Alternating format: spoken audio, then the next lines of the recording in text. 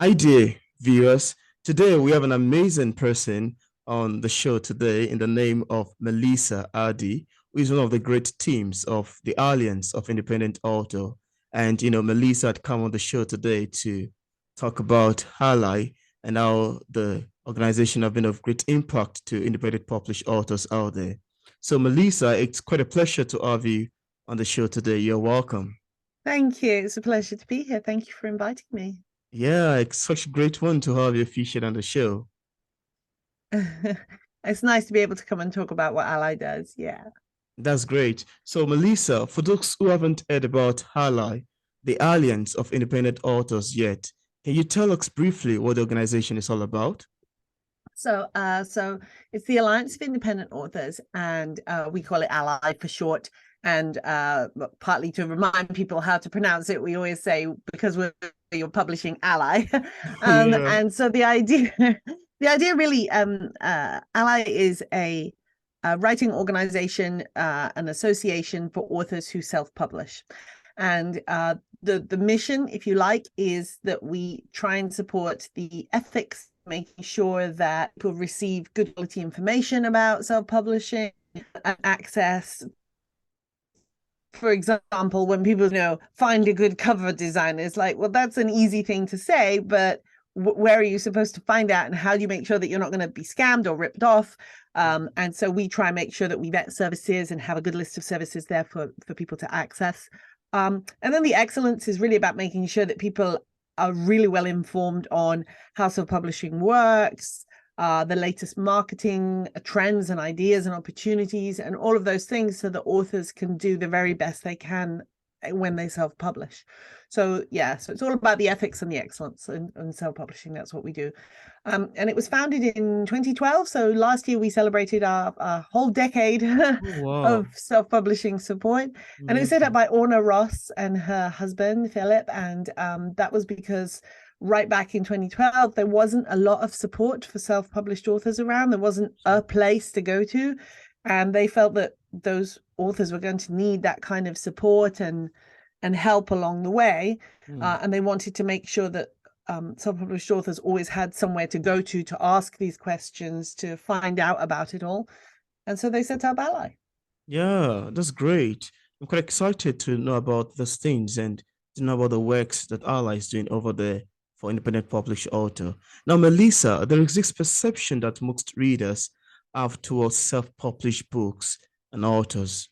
I'm a moderator of the Goodreads Society on Facebook, and oftentimes you had hear people say, I can't read self-published books. It's a crap.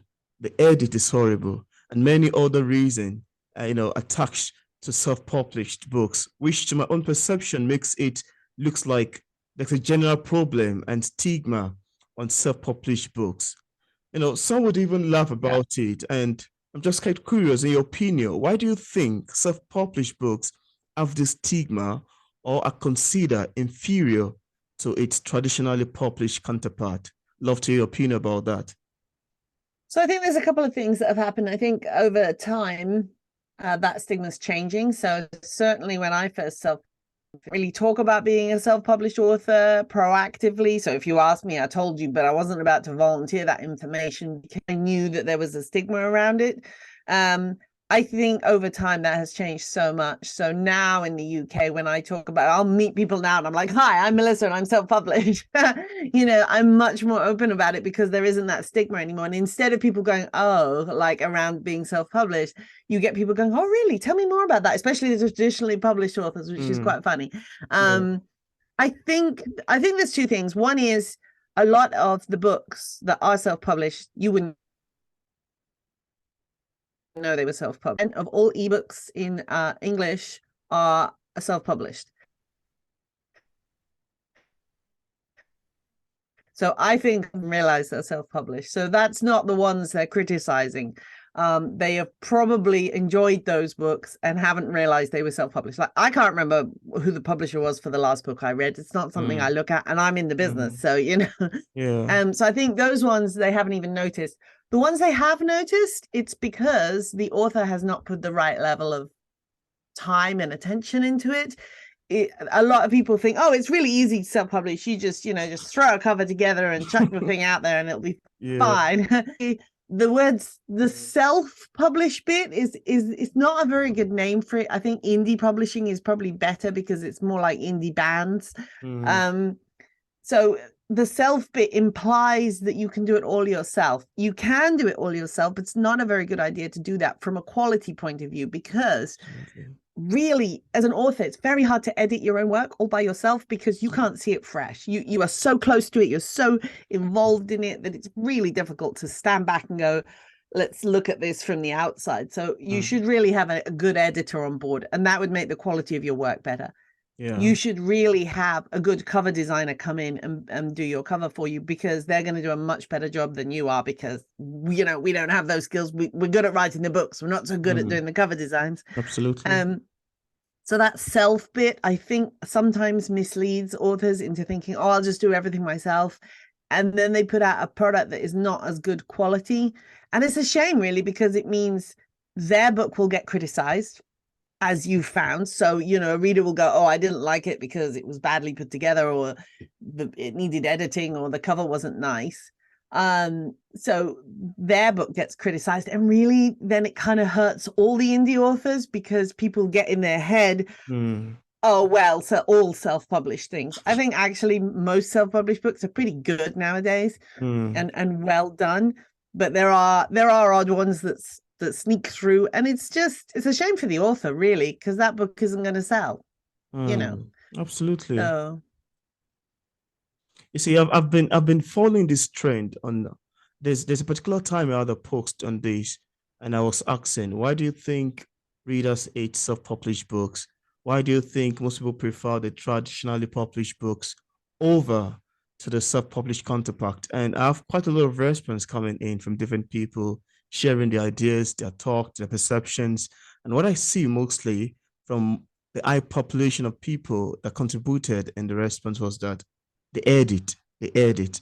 Everybody's mostly talking about the edit. I can't get over it because it's terribly edited. It's this, it's that, the cover design and all of that. So I think it's high time that, and this thing, just like you said, it's kind of giving, it's sort of a stigma like attached to most people say, most self-published books. I've read one, I've read two, I've read three, yeah, and always these and all of that. So I think it's a great call and attention for self-published authors to kind of improve in their craft. And I think that's why we have ALLI, who is here to help. Yeah, well,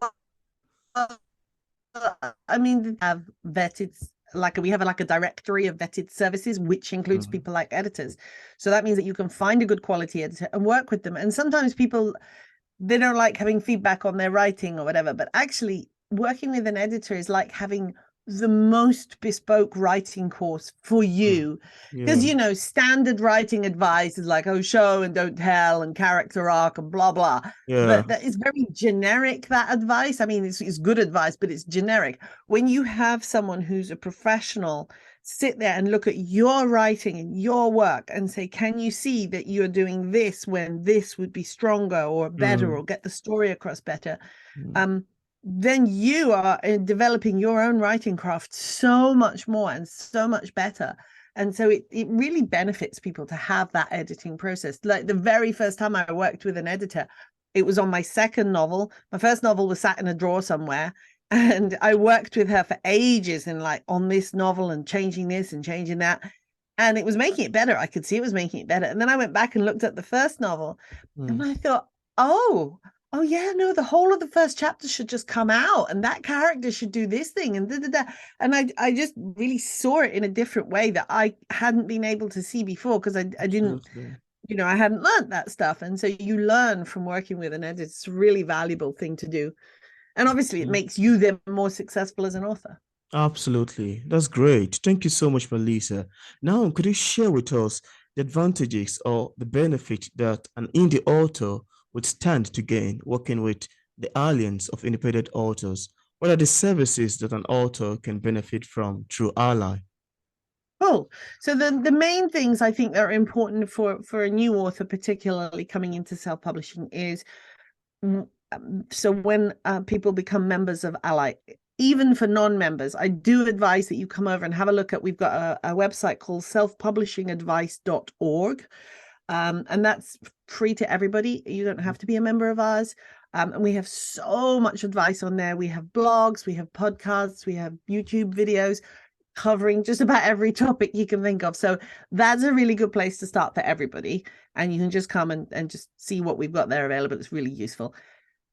For then membership, we have loads of guidebooks and reference books and guides towards doing things. We also have, like I said, the directory of vetted services. So that has cover designers, editors, proofreaders, people who format the interior of the book, marketing experts, all sorts of stuff in there that we have gone and checked that A, they charge a reasonable amount of money for what they're doing, and B, that they do a good job in relation to that.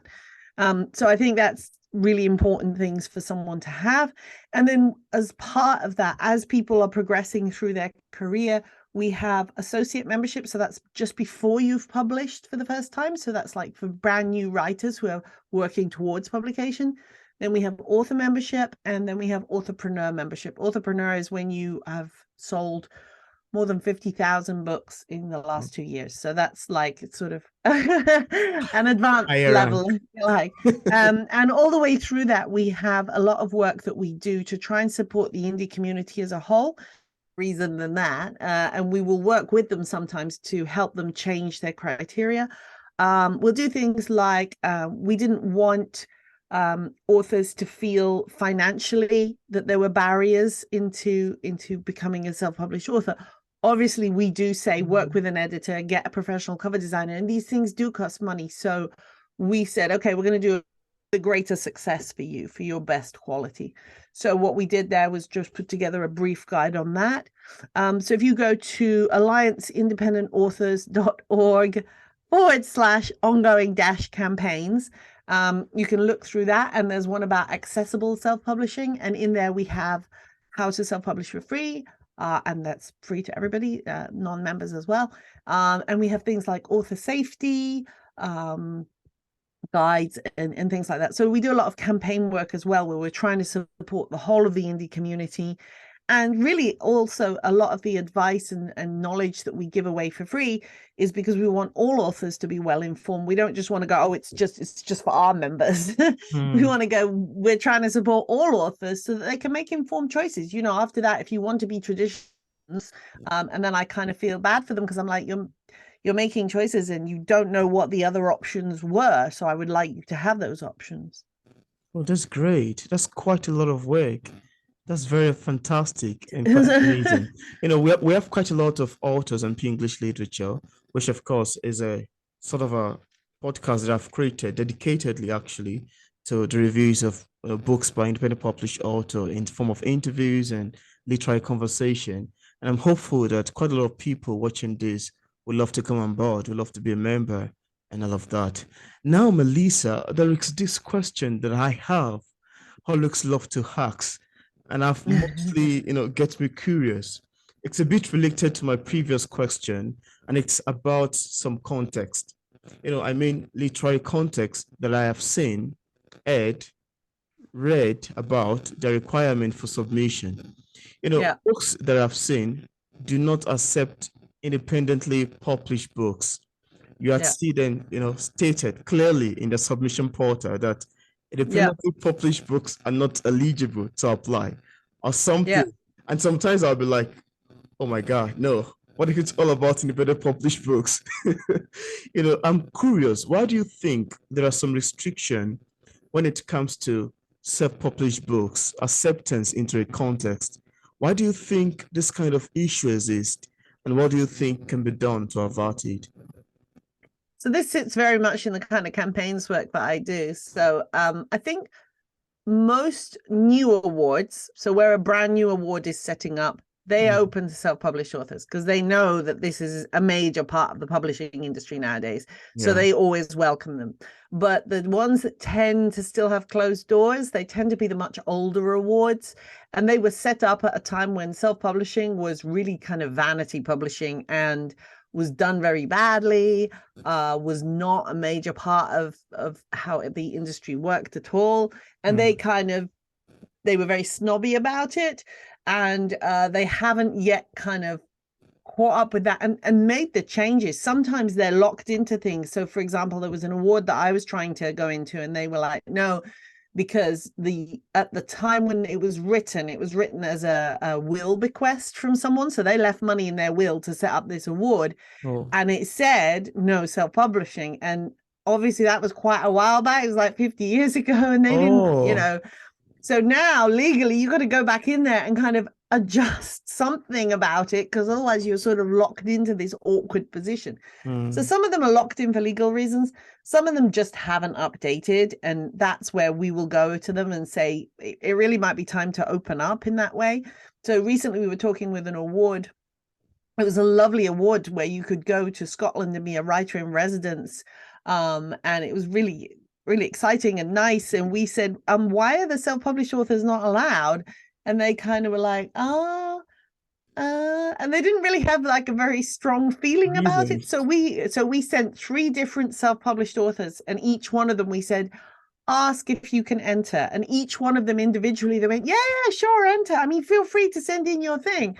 And after that, we went back and we said, so you've allowed 3 of them to come in because they asked specifically, they challenged you about it. How about you change the wording now? And they were like, yeah, good point. And they went off to change the wording. So that wasn't because they were really felt strongly about it. It was just that's how it had always been worded. And once they thought about it, they were like, oh, yeah, no, we probably should change that. But actually, I think more and more awards are changing now. So, for example, the Pulitzer Prize, which is like the biggest American prize going for writing, they're open to indies. The Commonwealth Book Prize is open to indies. The British Book Awards are open to indies. A lot of ones that are focused on particular genres. So like the Arthur C. Clarke Award, which is more for sci-fi.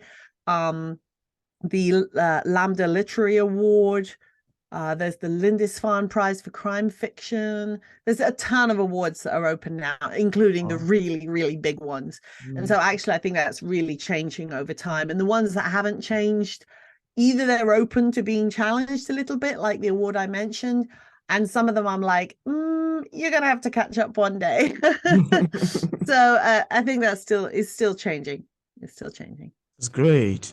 I love your answer to this question. That's quite educative and quite didactic. Thank you so much for shedding more light on it. Now, for indie authors who would love to become a member of the Alliance of Independent Authors, how can they go, about applying for membership?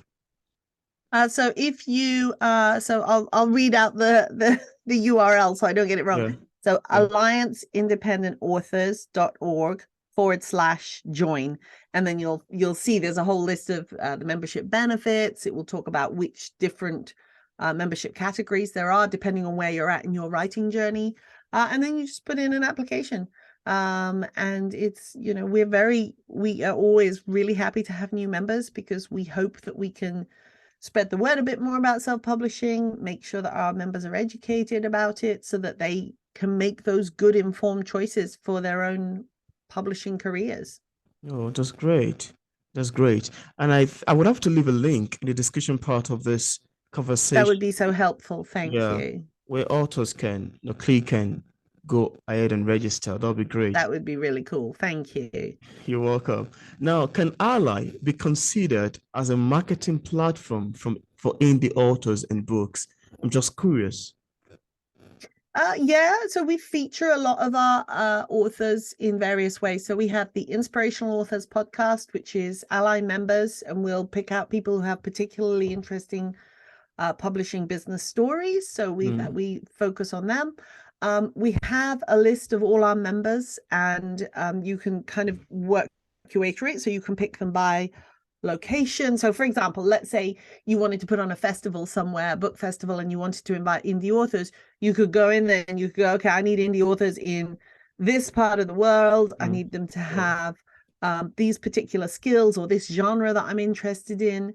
And we encourage all our authors to try and keep their profile up to date with their new book covers. I changed all my book covers, so I had to go back in and change all the book covers up so that it was up to date. but it's a really nice place for our authors to be showcased. And then because we constantly do blogs, podcasts, various stories, social media, we're always really pleased if we can feature our own members. And so we'll talk about them and say, oh, look, so-and-so did this other person did that. Isn't it interesting? Isn't it a new way of doing something in self-publishing, often new marketing ideas? Yeah. So those sorts of things are really fun for us to be able to showcase our authors a little bit. That's great. That's quite exceptional. That's quite exceptional. Thank you so much for mentioning that. Now, could you briefly share with us some background information about ALLI, the founder, the mission, the progress of the organization so far, and how you'd love Yeah. to reach more indie authors and get them aware of what ALLI has got to offer them? Sure. So like I said, it was set up over a decade ago by Orna Ross and her husband. And they have done amazing work with it all these years. So their first sort of focus was really on spreading the word about self-publishing, making sure that there was a clear source of good information. So that self-publishing advice part of our website was a really important thing for them, because they felt that there was lots of advice flying around that wasn't always clear or wasn't always good quality. So they really focused on that. And they've done so well on that. They've become so known for it. So Orna was named as one of the most influential people in publishing, one of the top 100 several times in a row. And so, you know, they really had a big impact on the self-publishing community, and they're really known for the quality of their advice. And I think now moving into their kind of in their second decade, so that was a big deal for them, to the whole decade's worth of that quality self-publishing advice. I think now in their second decade, they really want to focus on where they can go for that good quality information and reach out further. So one of the things we're doing is talking a lot to other writing organizations. So a lot of writing organizations or associations are focused on a location. So they'll be like, you know, we are Scottish writers, or we are the writers of Tennessee, or wherever it is they are. So they'll be focused by location, and a lot of them are focused by genre. So they'll go, well, we are the romance writers, or the crime writers, or the something or another. And so that's where their focus is. And so then what we're doing is going out to them and saying, do you want to work with us so that we can pass on information about self-publishing to your authors? Because it's too much for an organization that is focused on something else, like crime or location, to be also keeping up with all of self-publishing for their members. It's a lot to keep on top of. We spend all our time doing it. So our view is like, well, we will partner with you. We will work with you as an organization to bring in as much information as we can to your members, rather than try and get your members to join us. We're like, well, they're happy with you, but let's us bring you some of the information. So we're working a lot with other organizations, and we carry on with our campaigns all the time, because that changes all the time. So if something new will come up, and we'll be like, okay, we need to make sure that people know about this. We need to support indie authors about this. So, you know, for example, when Salman Rushdie was attacked, we came up with an author safety guide. And when we were looking at financial barriers and financial pressures, we came up with a financial guide for authors to be able to self-publish for free. So as new things happen, we're always trying to be on top of that and support the authors. And then just continuously providing self-publishing advice, so that, because things change constantly, somebody will go, oh, look, this new marketing opportunity has come up, or this new format is developing. And we need to be there to showcase how an indie author can use that, and what they should be wary of or careful about, and how they can make the best of the situation. So that's the ongoing work. It's a lot of work. Yeah, I know. It's a lot of work. It's a lot of is. work. I can see ALLI is really doing quite a lot for authors out there. And for people who would love to join, I've left a link in the description part of this conversation to the ALLI website. You can browse through it, become a member, check quite a lot of the amazing works in there. And I'm pretty sure you're going to love it, just like myself and every other person do. So thank you so much, Mellisa Addey, for coming on the show and for talking about the Alliance of Independent Authors. It's a pleasure having you on the show. Absolutely, my pleasure. And thank you very much for asking me, Peter. And thanks for putting the link. That's really kind. Yeah, you're welcome.